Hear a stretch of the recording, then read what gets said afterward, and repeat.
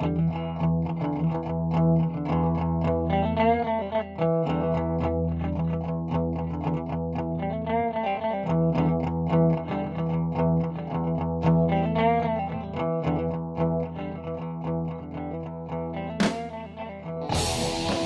to The Other Discovery Show, the podcast that's not about podcast like our other one. I'm Josh. I'm Kirk. And I am Zach. Do you guys use any movie or TV show quotes in real life? I'll throw out the one that is probably my favorite. And I thought of this because I wanted to say it tonight, but Noah's out here, so I didn't say it. When mosquitoes are attacking me, which is a way of life in Florida, that they just attack you, and I kill one and it has blood, I'm like, no one makes me bleed my own blood. Yeah, that's a good one. It's from Dodgeball, right? Yeah. I knew it was Ben Stiller. I just wasn't sure if it was from that movie. That's a lot of nuts. Okay, classic. Kung Pao. I started saying jabronis ironically because of It's Always Sunny in Philadelphia. And there was at least a year or two where I said jabronis way more than I should have. I understand that because I also like saying jabronis. I feel like it's a happy medium between that guy's a total dumbass and... You don't have to say dumbass. Right. You don't have to totally insult him. It's like that guy. It's like saying they're a goober. I say goober now. That's instead of jabroni? Yeah. But you could also go full Dwayne The Rock Johnson style and call them candy-ass jabronis. Yep. I like that too. I definitely say that's what she said way too much. I feel like that has to be across the board the most popular one because so many instances you can use it. And so much more often do I think it. Yeah, sure. Yeah. There's so many times I've thought it in a professional setting where I can't say it, and I'm like, oh my gosh, I want to say it so bad. Yeah. Yeah, there's a lot. I just can't think of all of them. I quote Office Space quite a bit. Working in an office job. I believe that. It comes up quite a bit. TPS reports? No, the big one that I quote is a business analyst, like an IT business analyst, are the guys that are he's like, tell me what you do. I talk to the tech guys, and then I talk to the business people, and I tell them what the tech guys are saying. Like, they aren't people. I'm a people person, and I communicate between them. And he's like, so what is it that you do here? So yeah, that classic. whole scene is that's my reference for that's a business analyst. That's what they're doing. Oh, yeah. That's an IT business analyst right there. So I quote that one quite a bit. And then, I believe you have my stapler is a good one that gets quoted quite a bit. I believe that. So, did you guys know... So, Josh, you like spicy stuff. You're like Mr. I want to try the really spicy stuff. He loves hot ones. The Scoville scale. You know what that is, right? Yes. In general. Did you know that is... So, it's Henry Scoville. It is the measurement used to talk about basically the heat of how hot a pepper is or whatnot. Yep. Did you know that it is determined by the number of dilutions of sugar water needed to eliminate the heat? I didn't know that. I did not know that. Because I always thought it was something where they found some way to scale it with a what would you call that? Some kind of a spectrometer or something where they analyze the actual spiciness of it and they're like, okay, it's this many units. And that's more or less what it is, but it's just diluting it with sugar water. Yeah, but it is scientific, but I would have thought it was much more scientific. I would imagine an instrument, like a device that is a Scoville meter. Yeah, you pour a drop in there and it tells you how many Scovilles. Yeah. Or you can do a chemical analysis and be like, it's got this many Scoville units. So, just for instance, so it's basically the equal parts it takes to get that spiciness to basically be negated by sugar water. So just a poblano pepper. So for instance, 1 cup of ground poblano pepper would take approximately 1,500 cups of water diluted into it to no longer feel any burning sensation in your mouth. That is so much. So it's 1,500 on the Scoville scale. And you said it was ground. Yeah. Okay, so that's a lot of poblano, too. Right. A cup of ground poblano pepper is a lot. Yeah, but poblano's not that spicy. No, it's not. That's what I was saying, is that's why you see these ridiculous numbers. Do they have a reference for something like a ghost pepper? I don't. It's got to be in like this an article, I'm not Olympic-sized sure. swimming I thought pool. a ghost pepper was 1 million, right? Yeah, they're So that would mean it would be 1 million, 1 cup of ground ghost pepper would be 1 million cups of sugar water. Sugar water, right? Right. Am I getting that ratio right? Yeah. So yeah, that's a lot of sugar water. But yeah, I like I said, I knew what it was. I knew what it was used for, but I didn't know that it was basically it's literally how much water mixed with sugar to negate how much heat would be on your tongue, so it wouldn't burn. How much sugar so it doesn't burn your mouth anymore? It's crazy. And I'm wondering, isn't it subjective to a certain extent? You can definitely build up a tolerance. There is a tolerance, yes. But I'm guessing Scoville had a tolerance as well. If he was tasting all of these, then he probably had one. So he basically used himself as a baseline. He probably tested it with people that don't eat any spicy food. Yeah, so someone that has zero tolerance. Yeah, and I mean, you're right. It is subjective, but they needed some way to kind of gauge where these different chilies ended up at. Yeah, in this article, they talk about the variance and that sometimes it's up to 50% different depending on who they're, having do the test. Yeah, that's not scientific, really. And then 50% variance? Yeah, and then also the peppers themselves. I mean, not every pepper is as hot as another pepper. I've had some jalapenos that are nothing. You could just eat them like nothing, but then you have some jalapenos where you get lit up. Oh, and I've had one of our buddies for a long time is half Korean, and his grandmother was a chef in Korea for a long time, and she cooks. She calls them buchingge. I don't know what that means or anything, but it's a zucchini pancake, and she puts peppers in there, and they're Korean peppers. She sends the seeds from Korea, and she grows them, and that is Russian roulette. Literally, some are like bell pepper sweetness. It's fine. It's nothing. Some will light you on fire. Yep. And you're sweating and it's literally just bite per bite. You'll just have to see what happens to you. So there is a lot of variance in that. That's really interesting, though. Kind of talking on chilies, we're going to go on a different spelling of chili.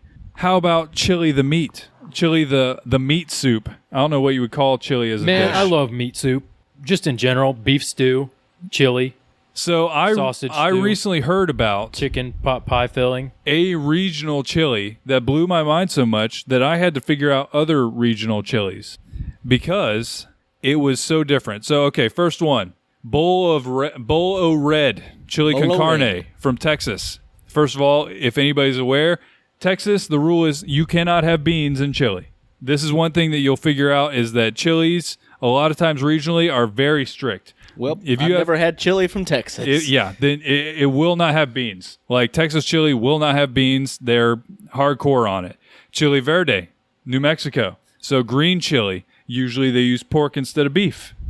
Looks also delicious. Skyline chili, maybe the most interesting one, and the made me get involved in this.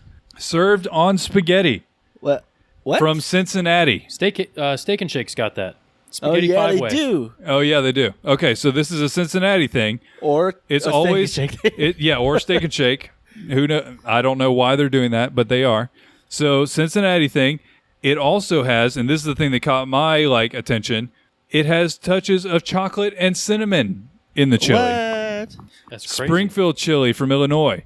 No tomatoes. That's their rule. No tomato paste. No tomatoes. Nothing. Just beef and beans. And what is Florida seasoning. chili? Because I feel like I've had a Florida concoction of all of these together. Yeah, that's Florida. With no rules, just right. Yeah, that's Florida. No, you don't say the Outback. You don't say the Outback slogan here. But yeah, we don't follow any rules. Kansas City chili is no liquid. This one's a little less stringent. So a lot of times it's burnt ends or brisket or pork shoulder. It's got Worcestershire in it. It's got cumin in it, and the toppings are apparently saltines and cheese. Sounds amazing. Frito chili pie. You guys are probably that's kind of our region, Southwest. Sonic. And then also It's the only place I've had that. Southeast. Southern. This is a southern thing. But Frito chili pie, delicious. If you don't know, it's you throw a bunch of chili on a bunch of Fritos, and then you have a Frito chili pie, and you eat it, and it tastes great. It's not a pie. Anything's a pie. Carne if you want it to be. adobada, New Mexico and Arizona. That looks like mole. Carne adobada, sometimes spelled adovada, is a Mexican style of meat preparation that's traditionally made with pork shoulder cooked in a thick chili marinade. So it looks kind of Texas style where it's thick chunks of meat and it doesn't look like any beans. Michigan, their interesting thing is the way that you get chili is almost always on a hot dog. It's almost always on a Coney dog. So Detroit or Flint area, the only way to eat your chili is on a Coney Island dog. And it's known as sauce rather than chili. And give me some of that chili sauce. Yeah, no, it's not chili sauce. It's just give me hot dog with sauce. And then the one that maybe I'm the most interested in out of all of these is Cajun chili.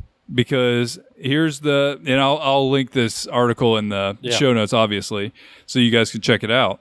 But this is their blurb on this one: is take everything you know about chili and add a ton of Cajun seasoning and Louisiana hot sauce for an unforgettably New Orleans style version. Best paired with cornbread to cool down your scorched throat. Sounds good. Yes, please. What about white bean chicken chili? That doesn't count. That's like vegan. That's not like a region. No, chicken is not vegan. I guess it's not vegan. What is that?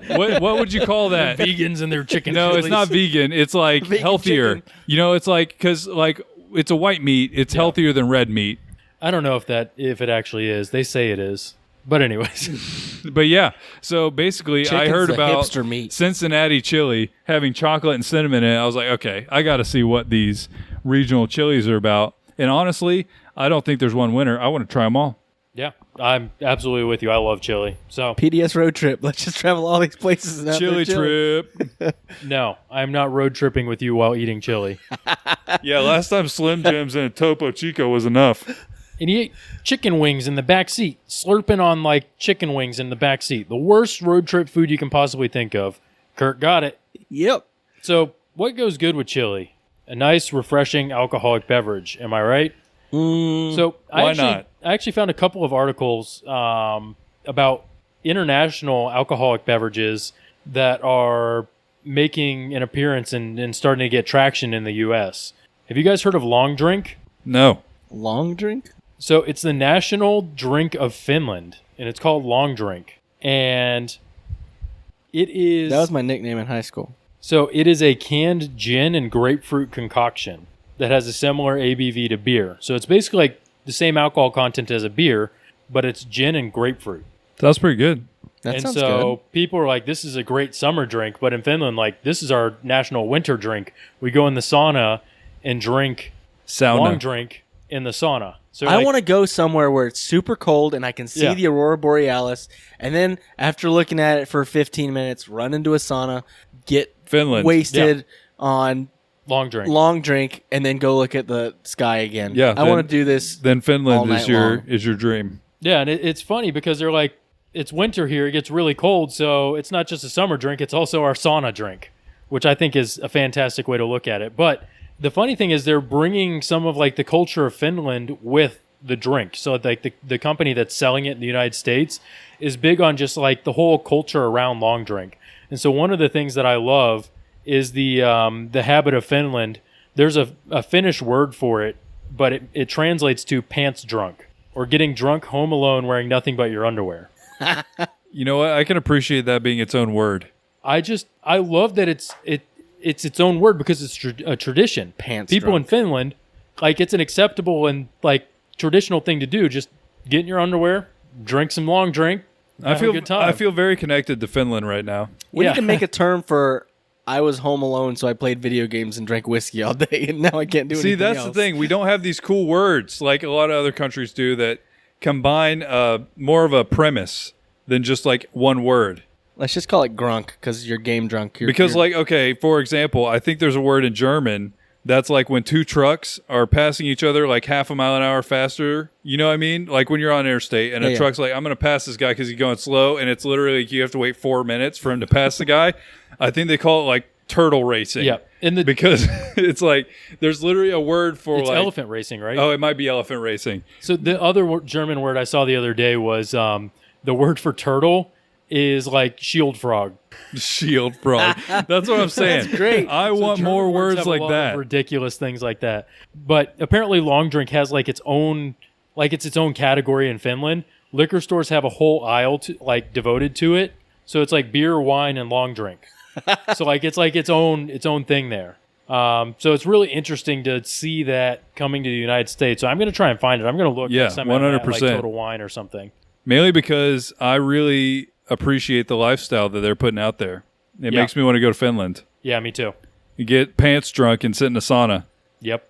You That's on my bucket list now. get naked drunk in the sauna though. That's Right? still pants drunk, right? Oh no, that's just in your underwear. What if it's just a towel? It's like the next level of pants Yeah. drunk. There might be a word for that too. Who knows? So today I learned a rodent that was believed to have been extinct for 113 years suddenly showed up right in front of researchers, staying long enough for its picture to be taken before it disappeared back into the Colombian forest, never to have been seen again. So it's this. The pictures will be in the show notes, but it's this like little. It's this little rodent mammal. Looks like a little guinea pig. Yeah, a unique and mysterious guinea pig-sized rodent, not seen since 1891. That is 1898. Despite a lot of people actually searching for it, it just randomly showed up in front of researchers in Colombia.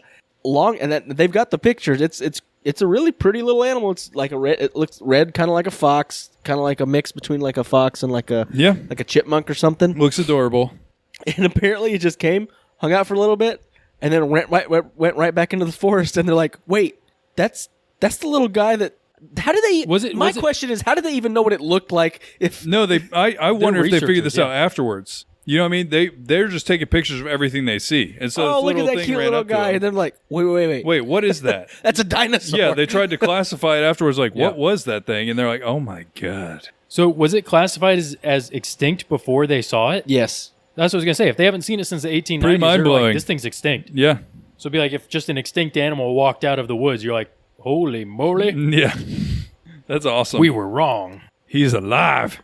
Yeah, I mean, it's an interesting article. They have quotes from the researchers that got the pictures. They were like basically amateur researchers. They were just doing some research in the wilderness in Colombia and El Dorado, in the nature reserve. And it's I don't know. It's a really interesting thing. And the fact that we just, we think we know everything, and we really don't. There's so many things that we haven't discovered or we think are gone forever, and hey, they're still there. As Jurassic Park taught me, life finds a way. It does. It always does. So, what do you guys think is the world's most valuable liquor or spirits brand? Most valuable brand. Ooh. I'm wondering if it's a whiskey, like an American whiskey. I'd say a Scotch. Or maybe like a champagne. Maybe a champagne. So, it's not a champagne. My guess would be a Scotch. Champagne's not a spirit. So like a liquor. Oh, okay. So most people guess like Johnny Walker, Jack Daniels, Jim Beam. I'd say like Lagavulin or something like even that. like a vodka. I'm wondering if it's Hennessy. It's not. It's Baiju. Baiju. I kind of figured it'd be one I hadn't heard of. Yeah. So it's a Chinese liquor. And it takes places 1 through 4. What? How? Johnny Walker and Jack Daniels come in 5th and 6th place. Is it whiskey? Baiju? No. I'll get into that. But basically, it has over 7 times the value of Johnny Walker and Jack Daniels. Wow. These 4 Baiju brands.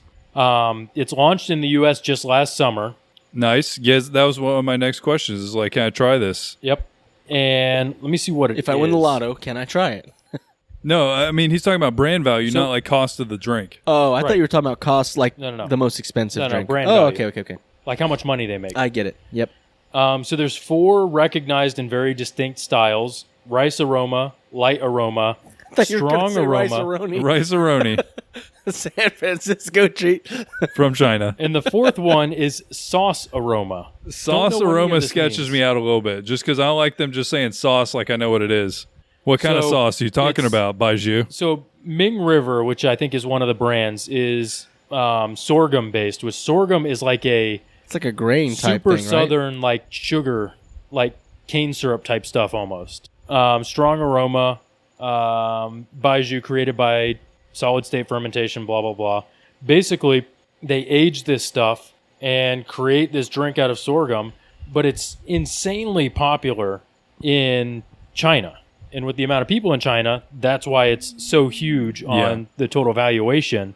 And it's crazy because like bartenders are starting to make cocktails with it because no one knows what it is. If someone's like, "You want Baiju?" I'd be like, "I don't know what that is." Yeah, in the U.S., we I've never heard of that. Nope. So, what's the ideal way to drink it?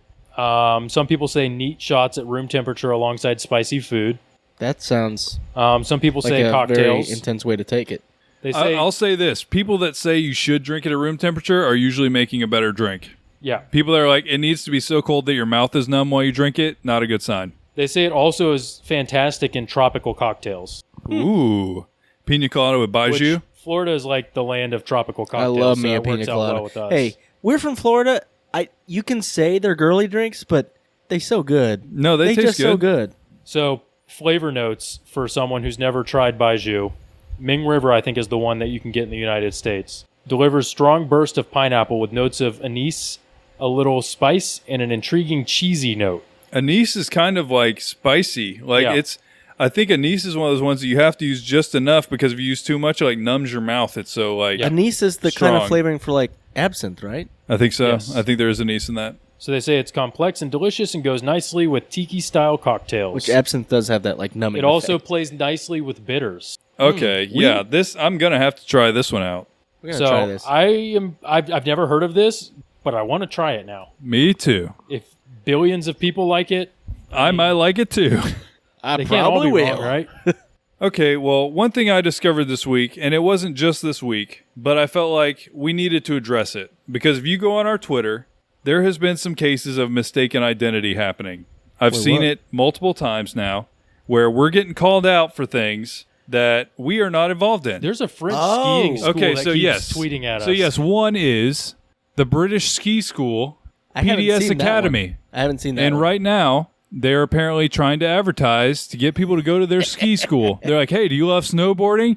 At PDS Official, let's go snowboarding in the French Alps. It's like, what? And so I just get these things in our notification. Have That you is not tweeted us. them back? No. See if they'll get us to go up there. I've definitely tweeted I other mean, people.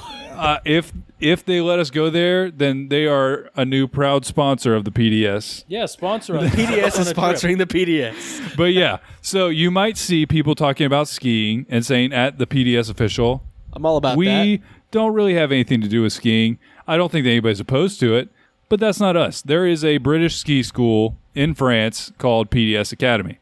The other one, which we're getting a lot more heat from, is the Power Distribution Services of Ghana. Yeah, that's the one And- that I've seen. There is a lot of heat on this one because there's a lot of political stuff going on. So apparently, from reading, it is the power company of Ghana, is PDS. I see. And there's been a whole lot of stuff going on with like there's blackouts, there's potential corruption, there's people freaking out about it, and so we will sometimes get semi-English yelling at the PDS official.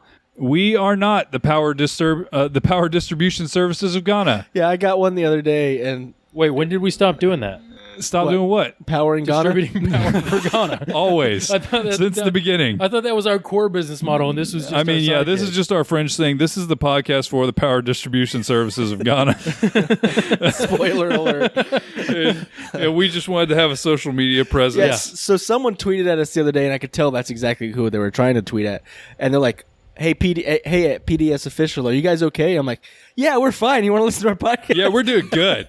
Like, Just we're- podcasting like, about yeah, we're doing podcasts. great doing our podcast from Florida. How are you doing?